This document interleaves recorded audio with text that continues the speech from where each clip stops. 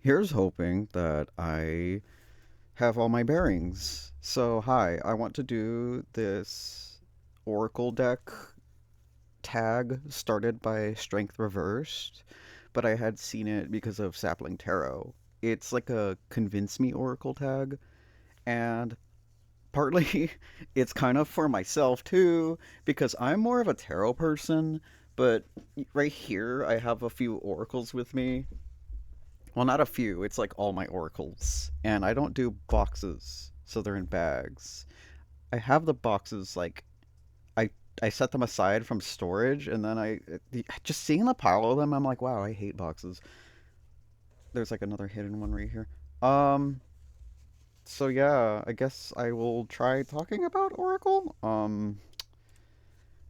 So I guess we could just flip through some of them.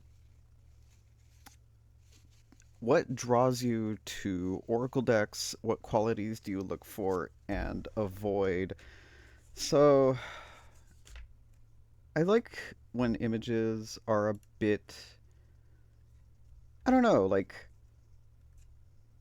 let's start with the words actually. I prefer it when the words are balanced and not just like overly positive. I know affirmations decks have their time and place and they work for a lot of people, but I kind of just don't ever reach for those because I want to be told. I mean, yes, the good and the bad, but I kind of like decks like this where it's pretty neutral and the context of the rest of the reading and the question and stuff like that can really flip whether it means like something good or something bad, you know? Um Trying to think, is there another deck? You know what's a deck that's really good at that? Hang on, I have to put it in here. It would be the Animal Spirit Tarot by Kim Kranz. This one was the Talisman Oracle, by the way. I don't have the person name on the top of my head, but the Animal Spirit Tarot is really good at that. It, like, these are a little hard to intuit if you don't know all these animals, and it isn't just exclusive to mammals. Like, there's like spider and insects, there's a mouse, there's even some like mythological elements in here if I can find one. Like there's a phoenix, although I feel like anyone knows what a phoenix is. I know there's like a cosmic egg card in here somewhere. Yeah, there it is. Firefly, black egg, but pictures and animals aside, um I like the guidebook a lot. Even though it annoys me how big it is. I really like it. Like the camel, for example. Let's read this one. Resourceful, independent, knows oneself. The camel can handle absolutely anything as it carries a wealth of nourishment within. This wondrous creature is self-reliant and handles challenge with ease. Even in the face of excess heat, judgment, or anger, the camel reach hello. The camel searches inside the cool elixir of water to calm the situation. The camel represents the ultimate form of bringing opposites into balance, fire and water, and being responsible for one's own reactions. The camel is a wonderful traveler and is especially fond of trips to faraway lands. And when it balance, calm, content, sparkle in eye. When out of balance, dehydrated, lacks vitality. To bring it to balance, a pilgrimage. Like, I just like that it's such a well rounded message. So depending on the question and like what the cards in general are leaning towards, um, it could go either way. Like all of these are neutral cards, which I really like. I'm gonna keep it out of the bag just in case I have to pull it up again. What draws you to Oracle decks? What qualities do you look for in Void? I mean, I am guilty of doing the thing of picking up Oracle decks because it's like I need it as like a finisher to the tarot reading, and it, I mean, it's just fine. I do that. I'm trying to do more readings with just Oracle, like Oracle focused. I've been studying this deck lately, which is why I have these like separate piles. This is like what I've already pulled, and then these are the polls I haven't done yet. I'm just gonna go through them. I've been studying this one, and the guidebook, while brief, is actually really good. And there are a lot of cards I struggle with knowing how to intuit by myself. Like this one, for example, I don't know anything about Briar Roses. Geode, I can only come up with a couple of things. But there are some cards like this one where I kind of draw on some other things I have learned, like the Feather of Ma'at, for example, and it ends up being pretty close to the guidebook. Oh, I want to show you. There's a typo on this deck. Instead of Spoonbill, it says Spawnbill, but like every time I think of it, I just keep saying Spawnbill to myself. I think it's delightful. I like this card so much. Like, unironically, I love this card. But I think I got off track. I do look for like neutral cards, balanced cards.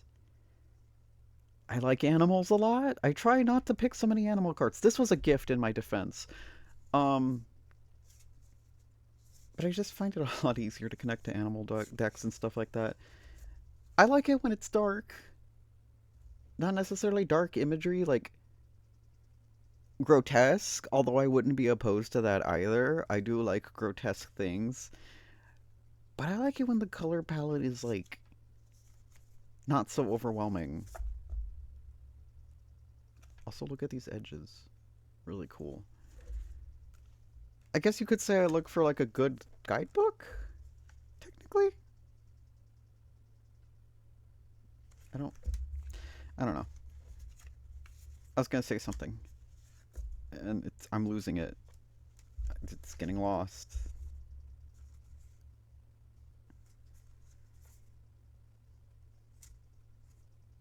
You know what? I'm gonna say this. I look for when a deck is easy to hold. That is so important to me. I'm finding that out. Like if I cannot comfortably hold it and shuffle it, if I cannot um riffle and bridge,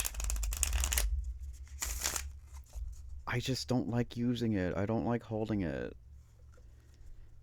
When a deck is small enough that I can't shuffle or bridge, I can kind of forgive it. But when it's like fuck off huge or the card stock isn't right, I just don't want to use it. Which seems kind of crazy. Like you could give me the best deck in the entire world, but if it's like a tarot deck and it's like oracle size, like fuck off huge, I don't want to use it. Like please get I hope you have a mini version or a pocket edition or something. Oracle deck is difficult because with tarot deck, I could tell you about tarot decks. Like I like it when I do have a lot of RWS inspired decks, but I quite like it when they do the thing where it's like they've read an interpretation of what the card is like, and then it's like reading what the card means and then making your own drawing based on that without referencing RWS. Does that make sense? Like they've invented a new picture kind of way of interpreting that. But this isn't about tarot right now. This is about Oracle. So I guess in contrast, Oracle, I don't really like Oracle decks that are just item in the middle of the thing. But something about introducing pairings to this deck works fantastic for it. But I think the guidebook also does so much for this. Like Trish Sullivan, who wrote this, just fucking amazing. Fantastic. It's such a good guidebook. And there are some single cards like this. This was the entire deck, I don't know how much I would reach for it. But again, if the guidebook is really good, maybe. But I wouldn't know that until it's in my hands. Which is like, I don't really like buying decks and then I find out I don't really like them. Because then it's like, okay, well, I mean, I could trade it, I guess. But that's like a lot of money I'm spending. Especially like indie decks. They get expensive. I do feel like I had something to say about the imagery. Like one more thing to say about the imagery, but I'm kind of losing it a little. I mean, intuitive imagery is always good. Let me look at the question again one more time. What qualities do you look for and avoid? I already talked about overly positive decks. I talked about images. Talked about guidebooks. Maybe I already said it and I forgot, but why do you use Oracle decks? What can they do that Tarot can't? This is question 2, by the way. Why use Oracle decks? What can they do that Tarot cannot? Well, there's just something about them. Like like here's an example by the way of like a deck where it's like I don't really like shuffling it. It's a bit large. This is okay, but it feels a bit stiff. And then when I want to do my preferred method, it's doing it in my hands off screen. Like I'm not doing that on purpose. Like it just really wants to do that. And then it's like floppy. And so trying to like it's hard to explain if you're not holding it yourself, but the way that they manipulate, I don't really like it. I do like this art. I do like that it's Sekhmet themed and just generally kind of like Egyptian themed. And I really need to use this deck more because I do really like how it looks, like the pictures and everything. I know a lot of these concepts, but the guidebook is a little for lack of better terms, new agey. Like, and I could just go use this deck and come up with my own guidebook, so to speak. But these are a lot of cards. It's like 70 something. No. How many is it? I don't know. That's just a lot of work. That is so much work. But I don't want to let go of this deck. And I do let go of a lot of decks throughout the years. But I quite like this one. I don't want to let go of this one. It doesn't say how many cards it is in the book.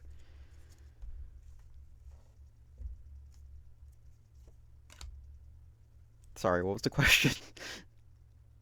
Why use Oracle decks? What can they do that Tarot cannot? I mean, Tarot can have a theme, but it's still always going to be within the confines of, like, numerology, RWS meanings, Thoth meanings, whatever. Something about Oracle decks is so open. Um, like the creator gets to pick their own theme, right?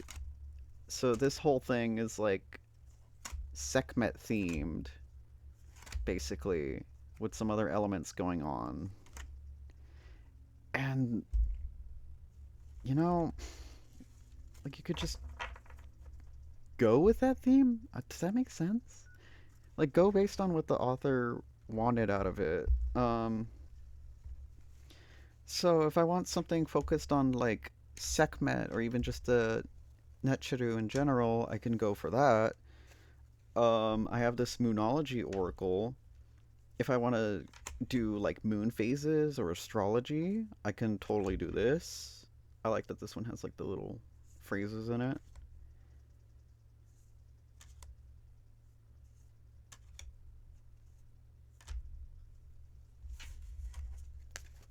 I think I'm doing a bad job at answering this.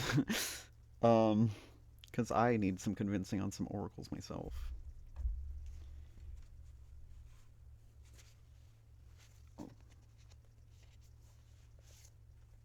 What can they do that oracle cannot? I'm thinking. I'm thinking. Um, I'm trying to show you the pictures at least while I'm thinking.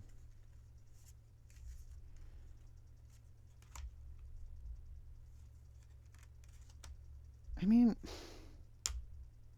I think the other thing about oracle is if you find one that really clicks with you can totally kind of just like disregard the guidebook. I kind of don't.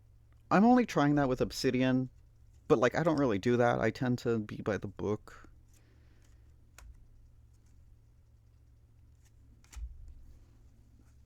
This one in particular is really special too because it has all these sigils that you can actually use magically.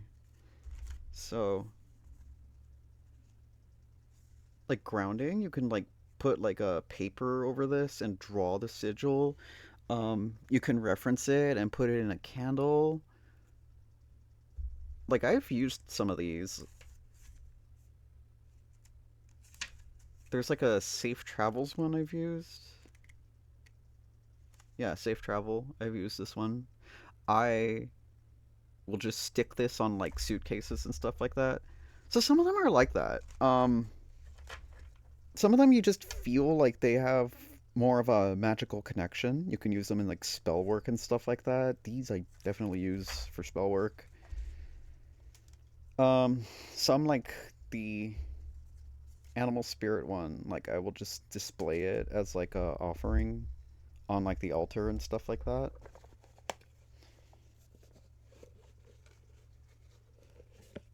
I don't think I'm doing a very good job at answering this.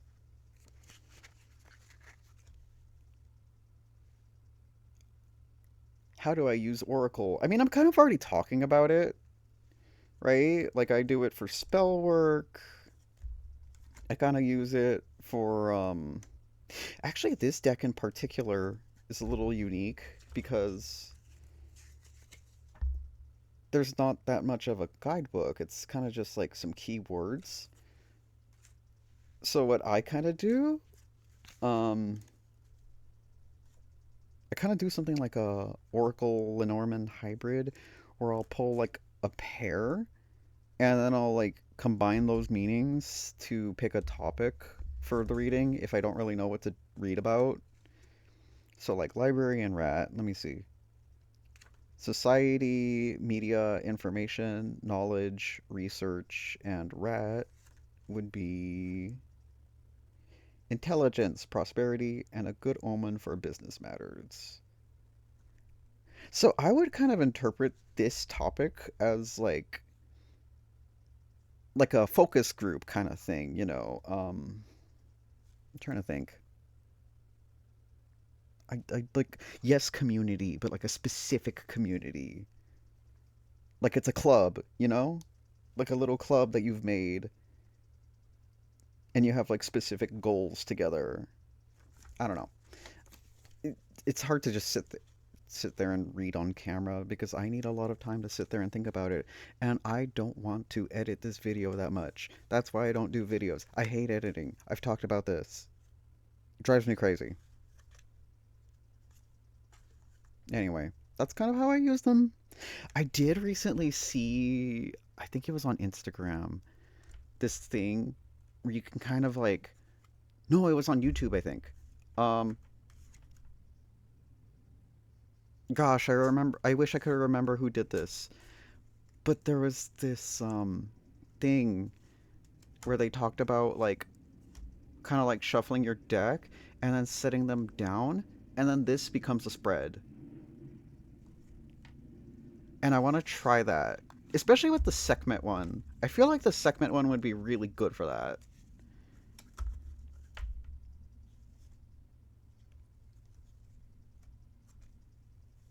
It's not really something I do, so I don't know how much I'll end up utilizing that, but I think it's a really good idea. And I guess the final question, since I'm just gonna sit here and pause and ellipses and not know what's going on, what is your favorite Oracle decks? What are your favorite Oracle decks? I mean, this is my most recent one, but I'm kind of quickly falling in love with it. Like, something about it is just so brilliant.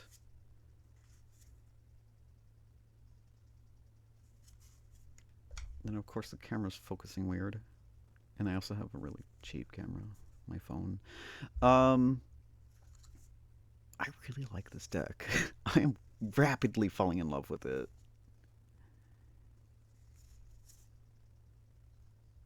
It does have a bit of a problem of like picking up on your finger oils. It's kind of the way it is with matte cardstock. And I mean, I've already talked about why I like it so much. Like the guidebook is just brilliant. And even when I don't use the guidebook, I'll do something else where I kind of just like look up the Wikipedia page of the animal or the rock or whatever item is with it, and I kind of just, I don't want to say intuit, but kind of intuit and like draw connections. That's what I mean. Draw connections between previous experience and knowledge. Something about this deck is fantastic. And I like this one a lot too. I don't use it a lot, but when I do use it, I'm like, wow, this is a great deck. Why don't I use it a lot?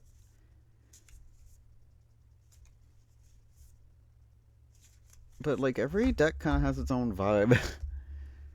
Like I even have these like interview question mark question mark quotations. I don't do like a full blown interview because I found that when I keep doing that to every single deck, I just get tired and it doesn't really help me. Like I just start getting confused on how to use it. So what I end up doing instead, um, I just ask one simple question: what are you equipped to answer? I think that's a much more concise, to the point thing. And if I want to find out its favorite topics and stuff like that, we can discover that together later. Mostly through use and stuff like that. But like, it's a good question for me. Um, and I just ask all my decks that. And whenever I do like a spread or like a certain topic of reading, I kind of just go through that list and kind of use that to guide me on which deck I want to use. Sometimes it's not, that's not always the case. Sometimes it's just I haven't used this one in a while. Let me pick it up. Or I think about the question and I'm like, I don't know why, but it's making me think of usually I have my tarot decks for that. But sometimes I'll think of a topic and I'm like, I don't know why, but I'm feeling drawn to pick up talisman for this question. It's kind of just something that comes with using them, I guess, or thinking about the imagery that they contain because aesthetics are important. Sometimes it's not always what you get. I've talked about this with some people. I know this is an Oracle thing, and I always want to talk about tarot. I'm trying not to talk about tarot and the Oracle tag. Like, let me look at the note that I have for these.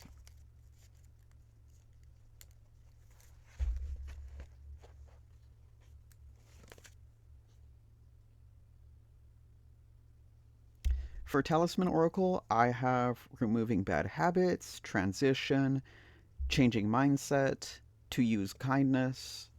So this is like a breaking bad habits deck. But like it's not always going to do that, you know? Sometimes it'll tell me, "Actually, you should do fuck, I don't know.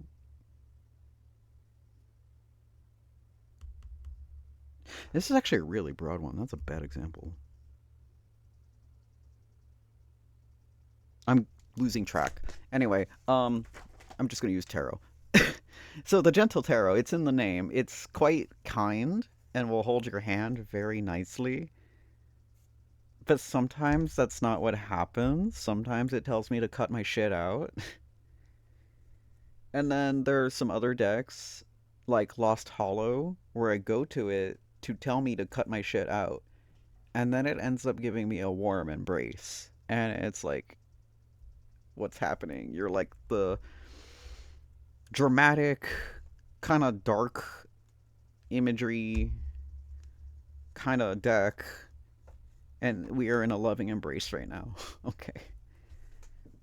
But yeah, no. I, I'm not sure what I'm talking about anymore. I think I got off topic, but that's kind of my thing. Like, it's all vibes based, dude. It's just whatever comes to me in the moment.